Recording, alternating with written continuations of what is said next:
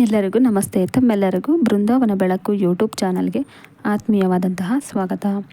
ದೇವರ ಮನೆ ನಾವು ಹೇಗಿಟ್ಟುಕೊಳ್ಳುತ್ತೇವೆ ಎಂಬುದರ ಮೇಲೆ ನಮ್ಮ ಮನೆಯ ಸುಖ ಸಂಪತ್ತು ನಿರ್ಧಾರವಾಗುತ್ತದೆ.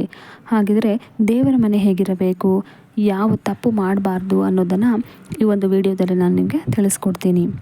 ದೇವರ ಮನೆ ಸಾಮಾನುಗಳು ಎಷ್ಟು ಶುದ್ಧವಾಗಿರುತ್ತದೆಯೋ ಅಷ್ಟು ಒಳ್ಳೆಯದು.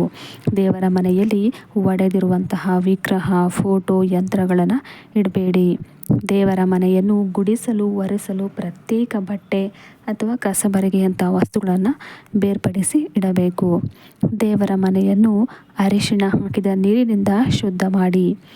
ಆ ಮನೆಯಲ್ಲಿ ದೈವಗಳೇ ವೃದ್ಧಿಸಿ ಹಣದ ಸಮಸ್ಯೆ ನಿವಾರಣೆಯಾಗುತ್ತದೆ. ನೆಲ ಒಣಗುವವರೆಗೂ ತುಳಿಯುವ ಹಾಗಿಲ್ಲ.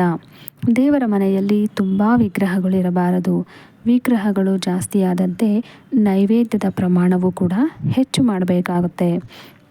ದೇವರ ವಿಗ್ರಹಗಳು ಮಂಗಳವಾರ, ಶನಿವಾರ, ಶುಕ್ರವಾರದ ದಿನಗಳಂದು ಶುದ್ಧ ಮಾಡಬಾರ್ದು.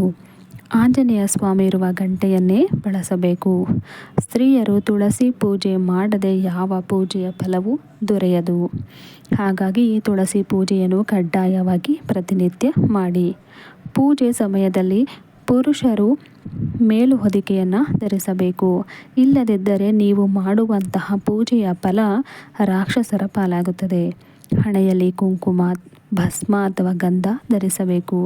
ಇಲ್ಲದಿದ್ದರೆ ಪೂಜಾ ಫಲ ಸಿಗುವುದಿಲ್ಲ. ಪೂಜೆಗೆ ಹಸಿಯಾದ ಹಾಲನ್ನೇ ಮಾತ್ರ ಬಳಸಬೇಕು.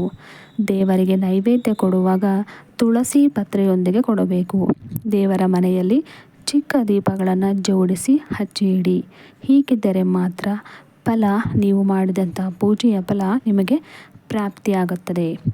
ನೋಡಿದ್ರಲ್ಲ ಸ್ನೇಹಿತರೆ, ಈ ಒಂದು ಮಾಹಿತಿ ನಿಮಗೆ ಇಷ್ಟ ಆಗಿದ್ದರೆ ಲೈಕ್ ಮಾಡಿ, ಶೇರ್ ಮಾಡಿ, ಸಬ್ಸ್ಕ್ರೈಬ್ ಮಾಡೋದನ್ನು ಮರಿಬೇಡಿ. ಧನ್ಯವಾದಗಳು.